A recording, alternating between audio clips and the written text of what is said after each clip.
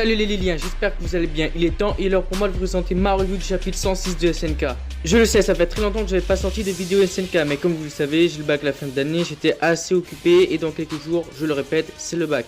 Donc après ces quelques mois d'inactivité où j'ai perdu les 3/4 de ma communauté, je me suis enfin décidé à faire une putain de vidéo SNK. Mais bordel, j'ai le droit! Et pour cette reprise des vidéos, on commence fort avec le chapitre 106 de SNK. Et pour vous faire chier jusqu'au bout, j'ai un message à vous faire passer et vous faire attendre pour la même occasion comme le gros bâtard que je suis. Et ce fabuleux message, c'est un placement de produit.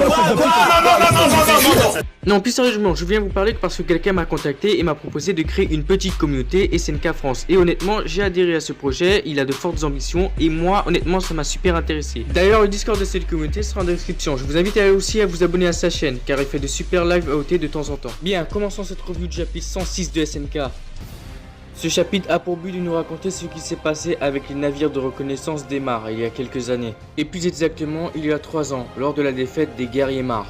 Et sur ces premières pages, on retrouve un groupe de soldats qui parle justement de cette défaite. Et sur la première page, on remarque un personnage qui est en train de parler. Et je suppose que c'est Armin puisque ça concorde avec la fin du chapitre qu'on verra tout à l'heure. Bref, leur bateau se verra soulevé par le Titan Shifter de RN, qui les déposera sur la plage et qui seront accueillis par NC avec un petit discours assez bien senti et surtout pour faire un peu d'humour. Elle sera d'ailleurs accompagnée de Levi et un des éclaireurs qui a donné la position du bateau. Et NC continue à faire sa petite farce, sa petite comédie en les invitant tout simplement à boire du thé. Le capitaine du bateau qui va bien sûr refuser en les insultant de tous les noms et en disant qu'ils vont les tuer. NC va leur répondre de la manière de la plus claire et simple possible en leur disant qu'ils n'ont pas bien vu le titan derrière eux et que je ne pense pas qu'ils vont pouvoir lui échapper. Mais tout simplement, le capitaine du bateau va dire qu'ils ne pieront pas à cette maléfique engeance et va vouloir tirer sur NC, mais va être arrêté par l'un de ses hommes d'une balle dans la tête. Voilà, ça refroidit clairement.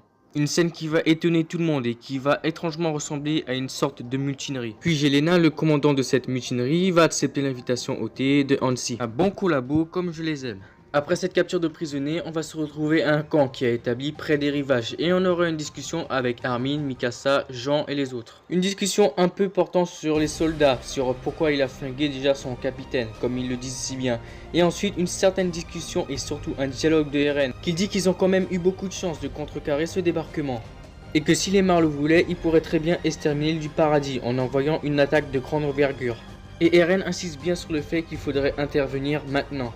Puis ensuite, celui qui a mené la mutinerie va montrer son armement à NC et va détailler et donner des informations, déjà sur le nombre de soldats, sur les avancées technologiques, qu'elles soient aéronautiques, navales ou terrestres. Beaucoup d'informations qui pourront aider à contrer les Mars.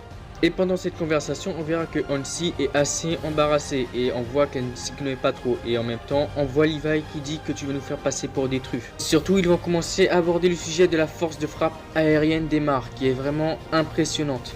NC et Levi vont même être impressionnés et du coup ils vont se demander pourquoi ils n'ont pas attaqué depuis tous ces mois. La première raison est assez évidente, déjà c'est les titans que eux-mêmes avaient lâchés sur l'île, mais maintenant à cause de ça, ça constitue un obstacle sérieux pour le débarquement.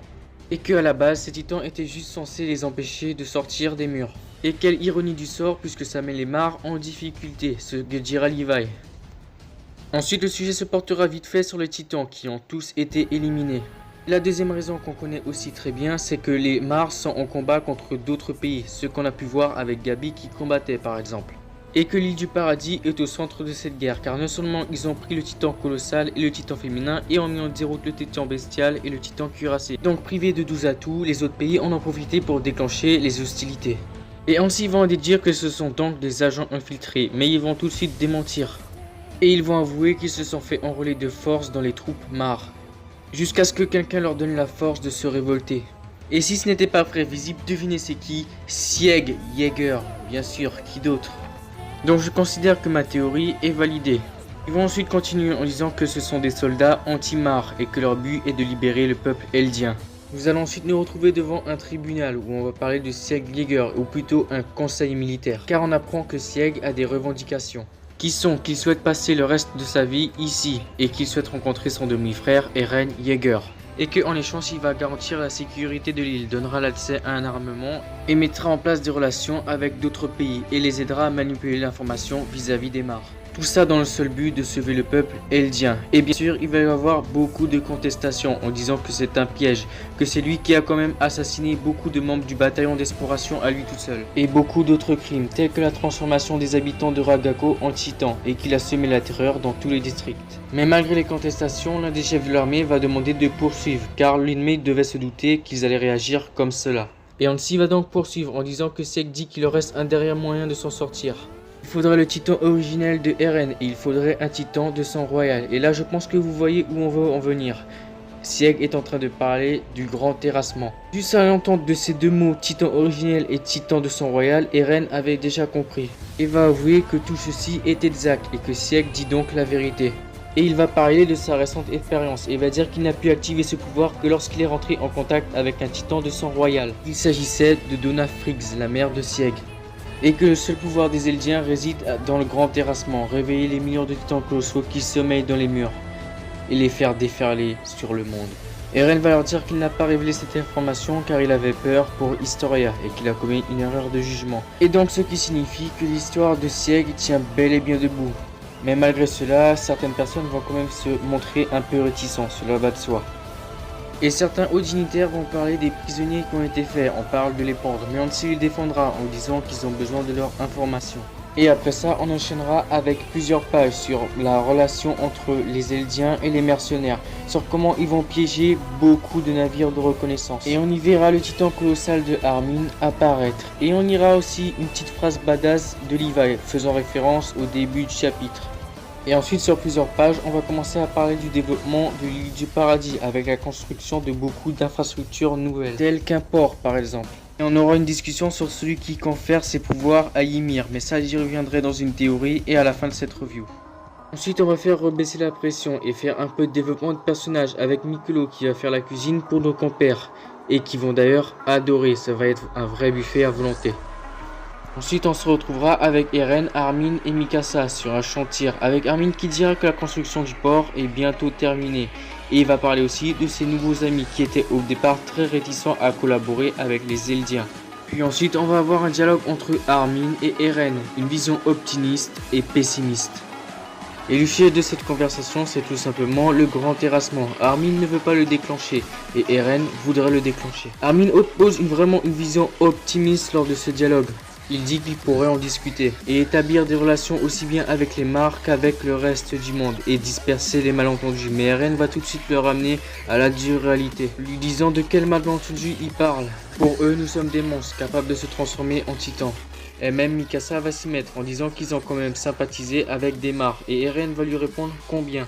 Pour l'énorme majorité, ils sont enfermés en train de fixer un mur et Mikasa va lui répondre que si on prenait le temps. Et Armin va répondre que oui, on a besoin de temps.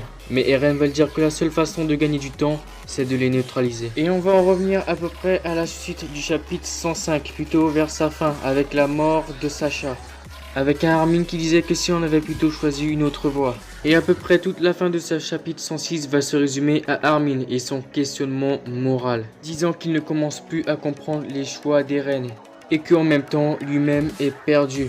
Et que finalement, aucun d'eux n'a le choix. Et en parlant de ça, on s'aperçoit que Armin parle à Annie, tout simplement. En supposant qu'elle aussi n'a pas eu trop le choix. Et on verra Sieg et Levi parler de leur atout, de ce qui s'est passé et de leur soi-disant à peu près victoire qui ont été annoncées dans les journaux. Et nous verrons Falco et Gabi emprisonnés.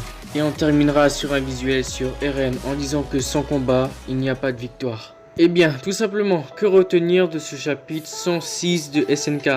Bien tout simplement c'est la confrontation des idéaux de tous nos personnages et surtout autour de notre trio, Mikasa, Armin et Eren, mais surtout entre Armin et Eren. On sent vraiment une fracture qui est en train de se passer dans ces récents chapitres sur ce qui doit être fait et ce qui ne doit pas l'être. Ne pas combattre ou mourir ou combattre ou tuer. Ce même combat qu'avaient mené Bertholdt, Reiner et Annie, créant ainsi un paradoxe avec leurs ennemis, se rendant compte que eux aussi n'avaient pas forcément le choix. Et c'est là que SNK est vraiment très bon dans l'ascendance psychologique qu'il prend sur ses lecteurs. Et avec cette dernière page, est-ce qu'un retour de Annie ne nous serait pas teasé? Ou peut-être un certain amour d'Armin à Annie, peut-être. Maintenant, à vous qui regardez cette vidéo, je vous pose cette question. Que seriez-vous prêt à sacrifier pour survivre? Sur ce les liens, je vous remercie de m'avoir écouté et suivi durant cette vidéo. N'oubliez pas de la partager, de mettre un like si ça vous a plu et de vous abonner avec la petite clochette pour que notre communauté s'agrandisse de jour en jour.